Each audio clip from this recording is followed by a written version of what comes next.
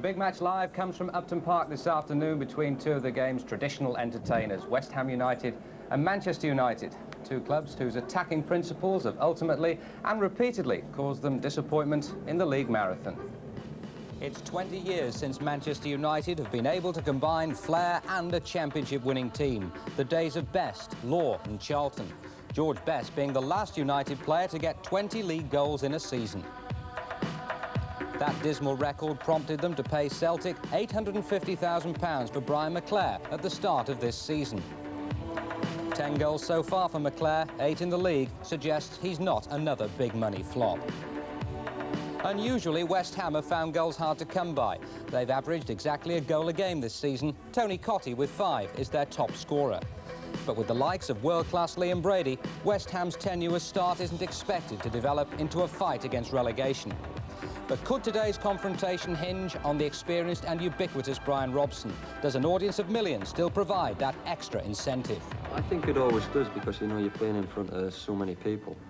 And I think it'll be an added incentive for the West Ham lads, really, because they've started off badly at the beginning of the season. They all know that, and they've got some good players, and they're always out to do well against Manchester United anyway. And I think with it being live TV, it'll give them even more incentive to do well against us.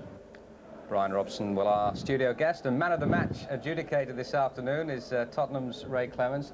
Ray, was that fair comment that the teams whose principles have basically been to attack and entertain are always going to finish as also-rans in the Championship?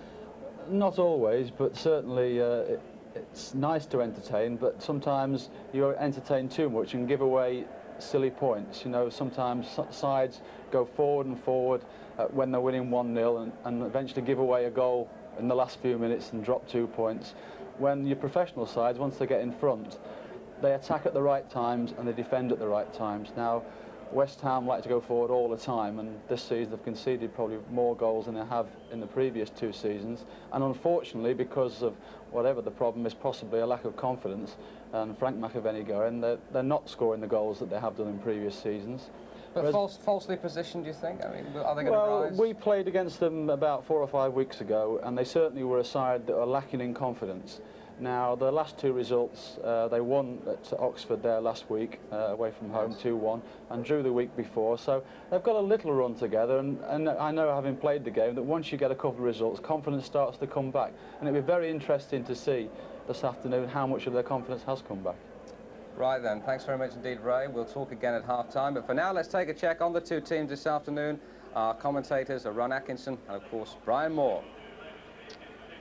Well, good afternoon. Yes, the West Ham side, Tom McAllister in goal. A back 4 without Stuart Robson injured. He failed a test today. He'd been playing at right back. George Paris now goes there. Ray Stewart and Alvin Martin are the centre-backs, with Tommy McQueen now coming in at left back.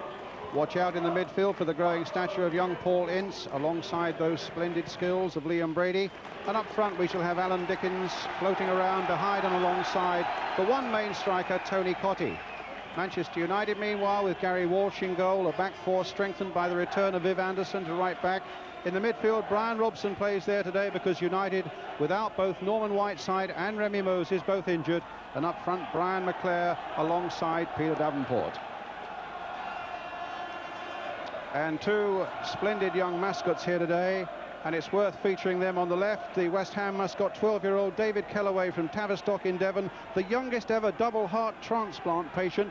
What a great little fella he is. And the Manchester United lad, 13-year-old Daniel Smith from Perivale in London, a brave little boy who's been facing such a long illness. We wish them a really happy day, and I'm sure you join me in wishing them many more to come.